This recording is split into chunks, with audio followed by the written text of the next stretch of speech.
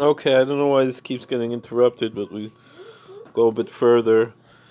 So Reich Shmenecha Toivim Lamatam Chacham Daim Latzleicha Shapulyatin Magula Reich Noidev Mechusein Reich Noidev. Then what says the smell of your oils are good. That's what it says in Song of Songs 1:3, Song of Solomon, Shir Shirim.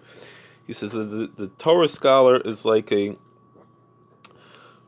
bottle of very nice smelling oil. If you keep it open, everything is going to be perfumed by the perfume, and if you keep it closed, it's not.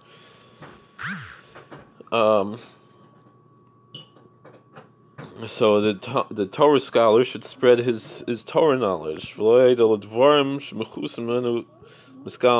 only that, but if he studies Torah, things that were previously hidden from him will be revealed from Shnemer. Like it says, Alamais, the young woman, Ahivucha will love you, Karibe Alumais. You should read that the hidden things. But the angel, not only that, but the angel of death will love him. What does that mean? The angel of death will love him. It means that he won't die so young. Even there's a Gemara in Tainus that says that, a Gemara in Chagiga rather, that God will take the years of someone who dies young and make longer the years of a Torah scholar because he's going to use the years better. You should read Al-Mavis is Al-Mavis, the one of death, the one that's above death. Not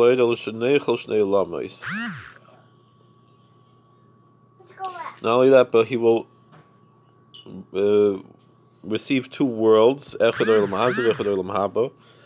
the Talmud Chacham, the Torah scholar, will enjoy this world and will enjoy the next world, enjoy heaven.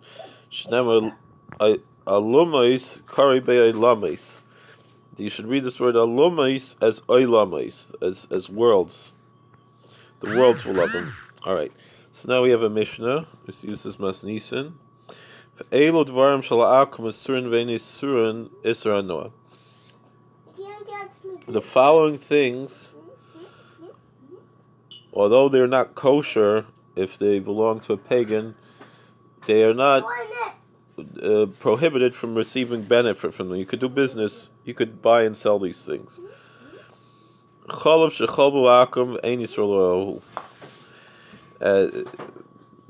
Milk that was milked by we would see many Gentile, and a Jew is not watching the milking, since we don't know if he claims it's cow milk or goat milk, but we don't know. It could be pig milk or horse milk.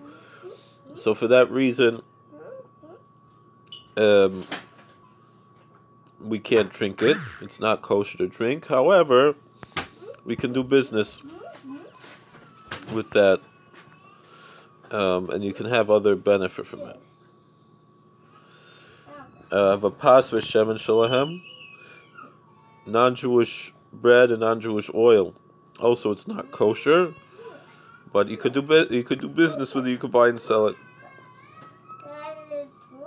It would seem bread from a private home, and oil. Rabbi Beisdinu to a shemen, and Rabbi and his court said that now oil is kosher, non-Jewish oil is kosher. Vashlakais, cooked foods, ukvashin shtaken l'seis l'seichen yain v'chaimetz, and also preserved foods, which pickled foods, which they might use wine or wine vinegar, v'taris trufa, and minced small fish. We spoke about. You don't know if even though it's a kosher fish, you're not. How can you identify the type of fish once they remove the fins and scales? The tsirshein badaga kilbashay tetis by, or brine that doesn't have a kilbis swimming in it. A kilbis is a non-kosher aquatic creature, but it swims in kosher brine. The chilak, remember we spoke about the fish that doesn't have its scales until it's older. So even though it is kosher, but how can we identify it? And the kard shel chiltis. Another thing is chiltis grain.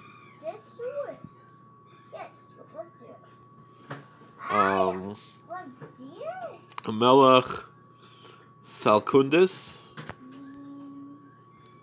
Salkundi and salt. Well, the Gemara is going to say what that is. Even though they're not kosher to eat, we can do business with them, and even it would seem like if they're they're mixed with something else, it doesn't render it not kosher and so forth. So now we're going to have the halachas of Cholav Akum and Cholav Yisrael. In America, we have another term of Cholav Stam. So here is basically the source material for milk, for Cholav Yisrael and Cholav Akum and Cholav Stam, which it would seem the Gemara understands two different categories. There's Cholav Yisrael and Cholav Akum. There's Jewish milk and non-Jewish milk. And Rav Moshe Feinstein introduced an idea of Cholav Stam, of milk that is kosher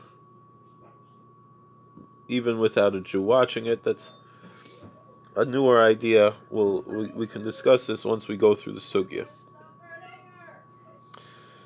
And it really, the idea that he says is we find already in the Rambam. So what is the issue of milk that a non-Jew milked? Are we worried that they're going to give us milk from a non-kosher animal? The halach is milk to be kosher has to come from a kosher species of animal. So, mammals that chew cud and have hooves are kosher, so that would include cows, sheep, goats, deer, giraffes, gazelles, buffalo. These are kosher animals. Moose, right? It'd probably be pretty hard to milk a moose or a buffalo, but so if we're worried about them, but milk from a pig or a horse or a dog or something like that, or remember on The Simpsons they were milking rats, so that's not kosher. So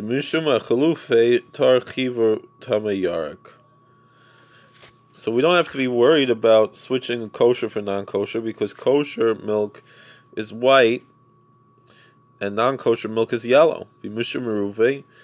But maybe they mixed a little bit of pig milk into the kosher milk, nekum.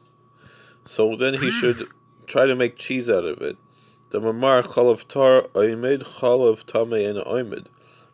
can only make cheese from kosher milk and not from not kosher milk. Although now they've figured out ways to do that as well. But in general, that's that cheese can only be made, at least in the old days, could only be made from a kosher type of milk. I've heard such a thing that in Europe and other places, when they're transporting milk, in order to prevent it from curdling, they'll actually add a little bit of pig's milk or something to it to prevent it from curdling it. So vi de cowboy the gvina hachinami hachaba mayaskinen the boyle chamka. But the thing is that that's only if he wants to make cheese, he could curdle it. But what if he wants to have some kind of dairy dip? In the old days, there really wasn't such an idea of drinking animal milk. That wasn't very common, because most people in the world are lactose intolerant. But once the milk curdles, it breaks up the lactose, And so most people in the world are lactose intolerant from drinking regular milk, but they are able to eat cheese.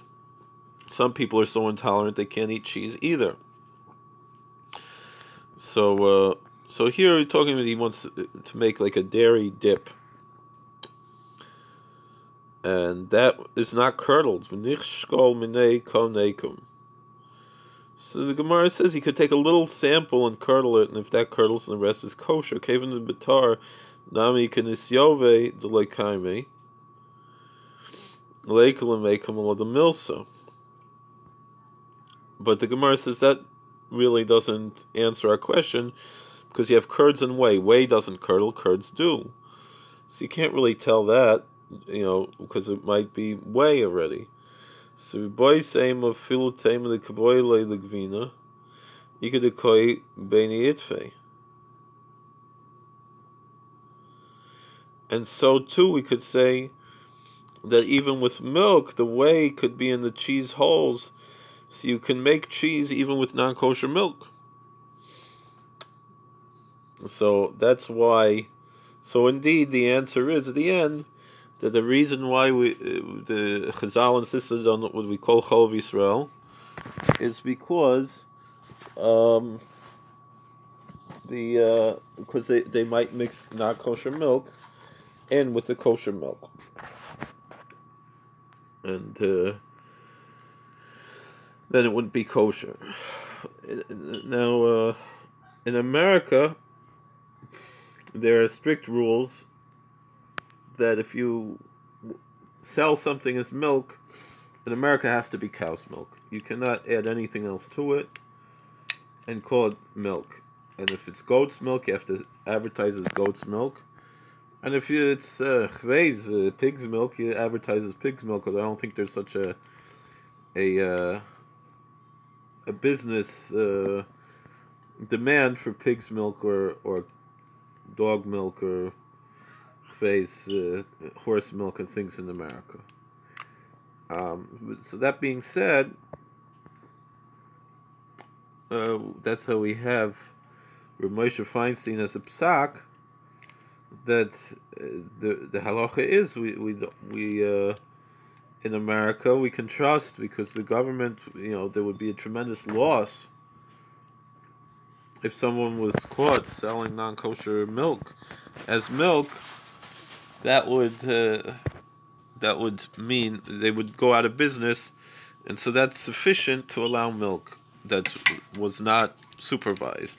And so that's how most kosher dairy items in America are kosher and relatively inexpensive because of that.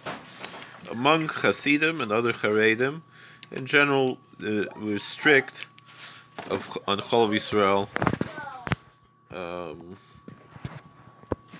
for traditional reasons, and some say that there's also a Kabbalistic reason for that as well. And so that's why you'll see in the ultra-Orthodox will be careful in Chol Yisrael, and the modern Orthodox generally will not, basically. And then there are some who, when it comes to items like milk, they'll be strict, and when it comes to items like cheese and other things, and butter, they won't be strict. Although I remember,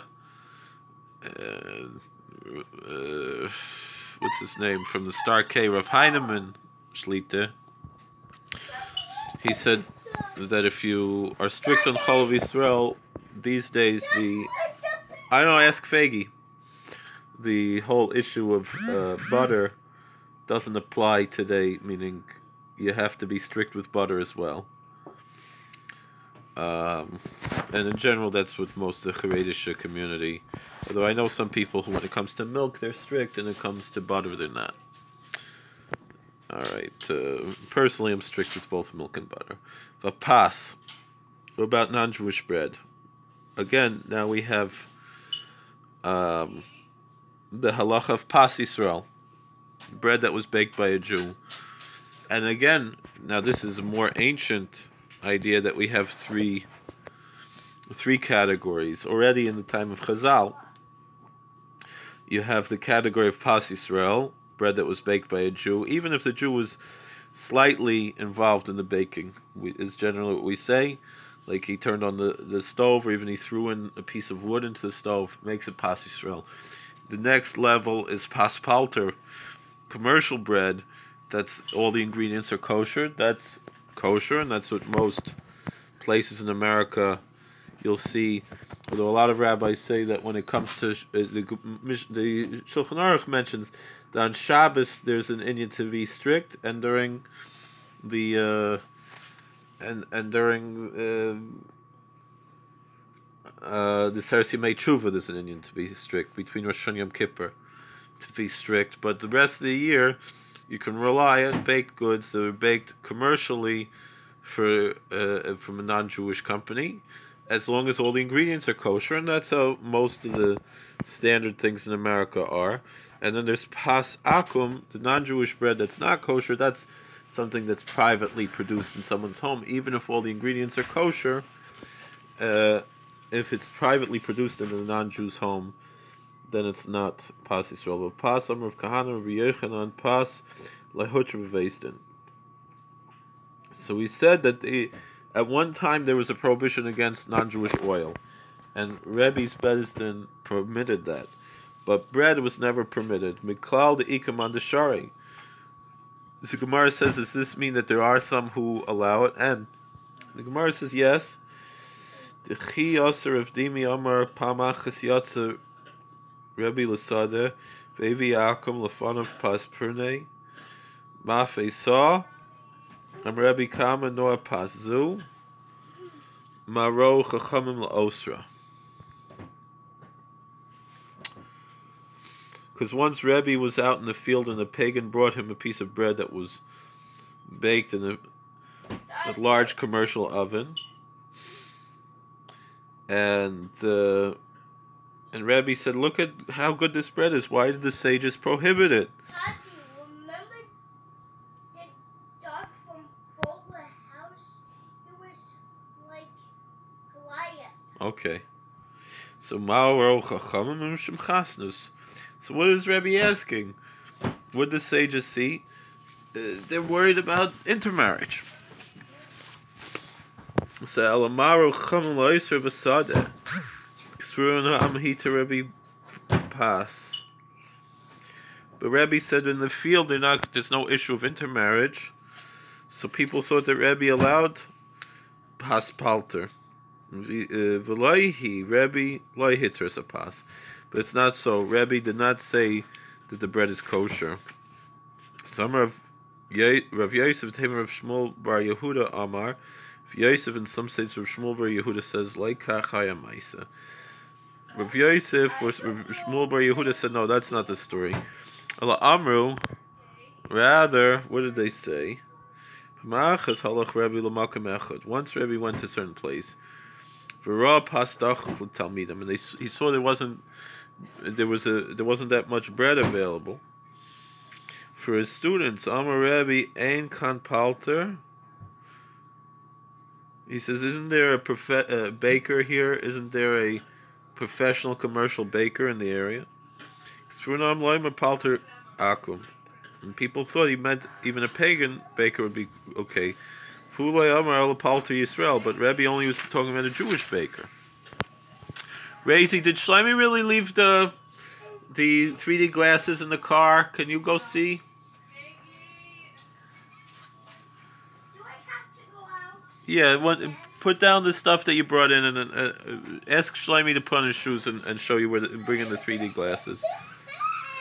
So Rabbi Chelbei says a film on the Amar Palter Akum Amar Nala Lake of Palti Yisrael Makum the Ika Palti Yisrael.